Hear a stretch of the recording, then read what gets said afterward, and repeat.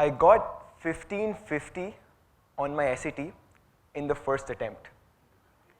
I got 5 on 5 in 3 APs, that too in grade 11. I am a national level sports person. I scored 99% taking science in grade 12 and topped the board examination. I am dating the prettiest girl in school. I got into Harvard for my undergrad education. I cracked IIT. I cleared the CFA and CA examination, that too in my first attempt while I was in college. I raised VC funding for my startup in college. I started an NGO while I was in college. I got my dream placement at Google right after college, but I said no to them and took TCS instead. And I am a Forbes 30 under 30, that too at 14 years of age. And the list goes on and on. Now, all these things I mentioned, they're not me. But all these things are aspirations that the youth, people like you and I, have. And I'm sure depending on where you are in life today, you either have a family member or a friend who has done one or some of the earlier mentioned items. And if you aren't lying to yourself, if you're being true to yourself and are anything like me, either consciously or unconsciously, you have compared yourself to them and not felt the best about it. But now let me tell you the good part, that you are not alone. With constant social media updates, the always active LinkedIn guy, the Instagram stories, that occasional Facebook post, that always active family WhatsApp group where people can't stop praising kids and wishing happy birthday. Human beings are programmed to feel that they are doing less, someone else is doing more, and have what millennials today call as some FOMO, or the fear of missing out. But human beings are interesting animals, and there are two primary reasons why they go through these motions. The first is that human beings end up always comparing themselves to the tail end of the spectrum. That means that they have no idea about the people failing on one end. They don't compare themselves to the mean distribution or most people like them, but they will always compare themselves to the right side of the tail. The extremes, the outliers, the people actually making the big moves, who are very few in number. And the second reason is that social media is life with a filter. Tell me the last time you saw someone put an ugly picture on Instagram, or someone shared a list of their failures, if they're not Ankur Wariku, on LinkedIn. So human beings are interesting animals. So it's not always black and white, and I think the beautiful philosophy of yin and yang really covers this well. It says that there is the good, or there's the bad, or the failures. There is the good, or the successes. But even in every good, there is a tiny amount of bad, and even in every bad, there is a tiny amount of good. So, ladies and gentlemen, life is not always black and white. There are no absolutes. And failure and success end up being two sides of the same coin. And now let me share my personal journey to bring more light to this point. So, bear with me for 2 minutes as I'll share some of my successes. When I was growing up in high school, I was a national level squash player. I was house captain in my school, leading a team of 800 boys. I was in Macaulay House, by the way, for all the Martinez in the house. I was president of the Nature Society, which I grew from 20 to 100 members, and I co-founded the first of its kind business conclave in Eastern India called the RusselStreet.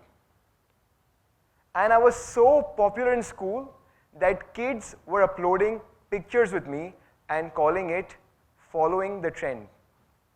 I'm not joking, I felt like Shah Rukh Khan. I was walking in school 5 feet 6 inches, a heart which was 100 feet long, but kids were uploading picture after picture and calling it following the trend. And this is just some of it. Imagine what a 17-year-old guy felt like, reading on his Facebook wall, I don't really know you, but yes, I know one thing, that you are the coolest guy ever known to me. Wow, that was interesting. And then came college. In college, I started the first of its kind impact investing fund at the college level in America, raising 500,000 US dollars or 4 crore INR when I was 21. I led the largest venture incubator in the world at a student level called IDEA, giving out $1 million in educational grants when I was 22. I worked at some of the most aspirational companies in the world, like Goldman Sachs. I was the youngest ever captain of my squash team. I won awards like Boston Inno's 25 under 25 Young Changemakers and Innovators in America, and was recognized as the 100 best and brightest business majors in all of America. And then we are at today. Today, I'm running 2 businesses. I am an active angel investor, an active philanthropist. I have given 75 talks across the globe in some of the most premier institutions of the world, like IIT, SRCC, and whatnot. And I'm in process of writing my first book. But hey, what's new with this? If you stalk me on social media, if you check out my personal website, if you search my name on Google, or if you just do a deep dive within me or see my resume, you'll probably see some, if not all, these items. But what I've never shared publicly is the whole list of failures, a lot more than the successes that accompanied every one of those items that you heard earlier. As I mentioned, every coin has 2 sides, success and failure. It's not always black and white. There is a dark side to the moon. And so let me share a few failures I've had along the way. When I was growing up, I mentioned that I was a national level squash player, but my technique at squash was so bad early on that the coach I wanted to train with refused to train me because he felt like I had no potential. My parents convinced him for months when he finally accepted me as a student. If you ever come to my home, you will see a lot more trophies which say runners-up compared to winner. The number of times I have played on the reserve bench or not been selected for simple things, I've lost count. And when I was applying to college, I studied for my SAT for 7 days, and I got a terribly low score for all of those who are planning to study abroad. And I remember when I gave my board exams, the class 12 examinations, I know results recently came out, so congrats to all those who passed. I know all of you did. I got such a low score, and I showed you the trend, that I was so popular that a lot of kids messaged me saying, Bhaiya, how much did you get? I was disappointed, and when I messaged one kid saying I got this grade, he told me, that's not possible. How can you get such a low score? You are lying to me and making fun of me. But so was life. And then came pre-college. With all the successes in school, my friends, family members, and teachers had sort of thought out aloud that I would get into a great university, an Ivy League school. And I thought so too. And mind you not, almost every college I applied to rejected me. I was so disappointed with my acceptances that I told my dad, I do not want to study abroad. I want to be in Calcutta, study here, and work.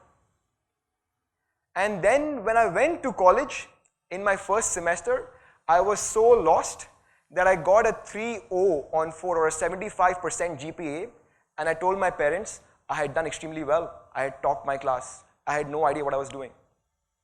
And in my second semester, some of you might not know this, but I again applied for a transfer. I applied for a transfer to 2 colleges. And again, guess what? Got rejected from both. And in my third and fourth semester, I applied to a business fraternity twice in a row. The first time around, they had 7 rush events. I attended every 7.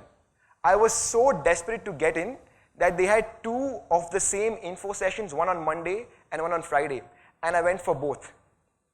I was the first to come and the last to leave, and I thought surely I'm going to get in. But guess what? They rejected me. When I applied the next, and when I asked them, why did I get rejected? They said that my enthusiasm seemed fake. And if you've ever known me in personal life, you'll know I'm one of the most enthusiastic guys out there. I can do push-ups right now on stage. I might just because of FOMO at the end. My fitness trainer sitting in the audience as well. And then I applied a second time to the same business frat, and I went for every event again. I did not go for both the info sessions, but I went for all 7 other events. I was not the first to arrive or the last to leave. And I thought this time, second time around, surely I'm going to get in. And guess what? Rejection again. And when I went and asked them what happened, what's wrong this time, very rejected, they told me that they felt I had changed as a person. I wasn't enthusiastic enough. And then in my 5th, 6th, and 7th semester, the venture incubator I spoke about, the one I led, I applied to it 3 times in a row for much junior positions. And every time I got a rejection after rejection. And the 3rd time, the rejection was so bad that the CEO of the incubator came to me and I asked him, why did I not get in? What could I improve? He said, I don't know. I'm just sorry. And then we are at today. Today, I very actively speak online about investing, angel investing, managing money, and all that good stuff. But I did not start investing my own money seriously before I was 23. By the way, I'm 24 right now, so it's not been too long. I talk a lot about time management online, but guess what? Almost a year ago, I started a yoga teacher certification. It's 200 hours long, and I could not complete it because I could not manage my time well enough. So if you think success is universal, let me correct you, my friend. Failure is a lot more universal. And it's not just you or I. I'm not lying. Check this slide. This slide showcases some of the people both you and I look up to, have heard speak online, or aspire to be like. And guess what? They all have had staggering failures or rejections at some point in their life.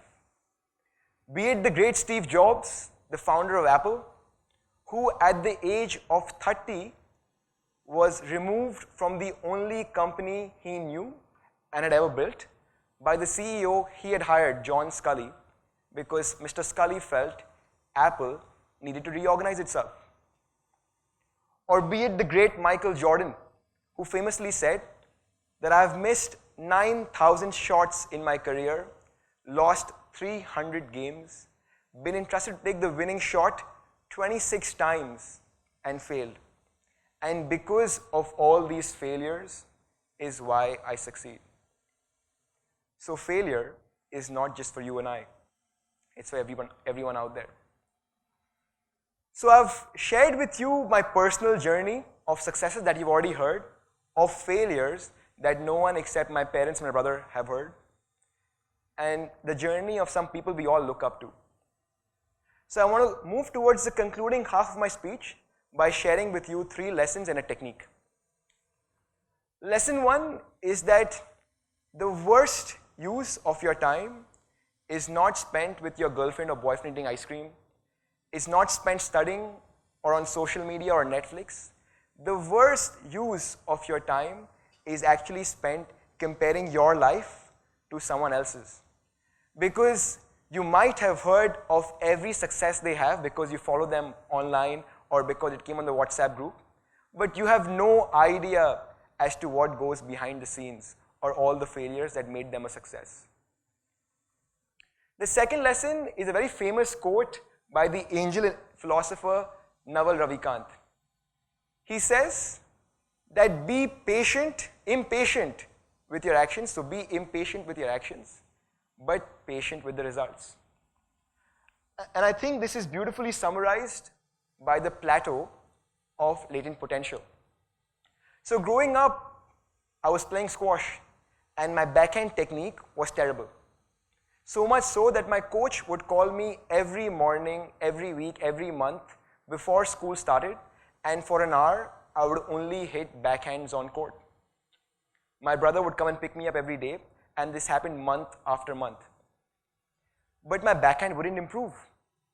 Reason being that what I thought should happen was far ahead of what was actually happening. I was in the valley of disappointment. But eventually with time, things changed. My backhand did improve, I did cross the valley of disappointment, and my technique became fine. And this is true for so many of us. So if you are trying to lose weight, impress that girl, crack that exam, or build that passion, but aren't seeing change or results, remember that good things take time. Be impatient with your actions, but patient with the results. The third lesson is a very interesting one. It says that tiny changes oftentimes make all the difference.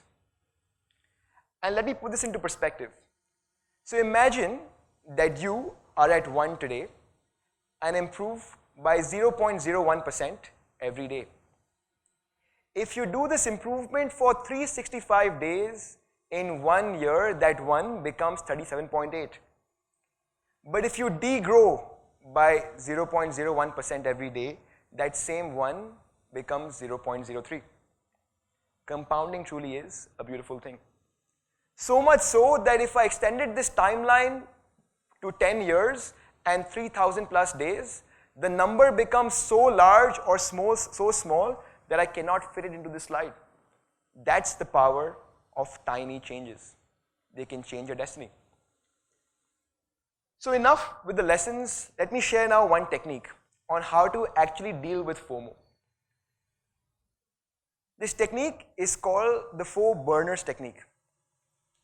It says that in life there are 4 important facets or burners. The first is family.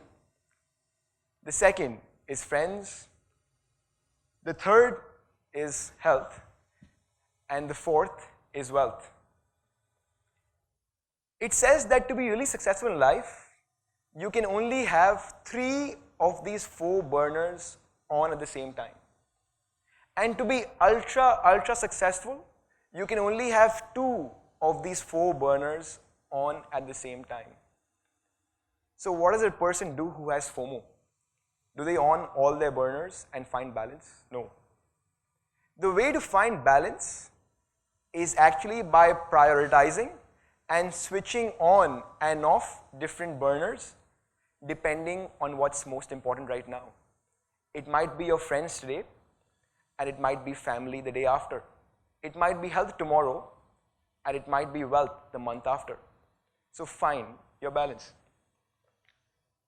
So ladies and gentlemen, you've been a very kind audience. So I want to end with a few quotes I love. The first one being that I've proved enough that success and failure are actually 2 sides of the same coin. And guess what? The failure coin just comes a lot more often. So if we fail so often, we should not be afraid to fail. So fail fast, fail often, but always fail forward, because tiny changes make all the difference. And whenever you feel like you have FOMO right now, just remember that if it's not a hell yes, it might just be a hell no. And with that, ladies and gentlemen, I want to leave you with 2 thoughts. The first one being that FOMO so often is a state of mind. It's a state of mind because you cannot do everything, but you can do anything. It's a state of mind because everyone fails and no one can be everywhere at the same time. So if FOMO is a state of mind, accept it, deal with it, move on, and just like me, keep stumbling forward. Thank you so much for your time. You've been very kind.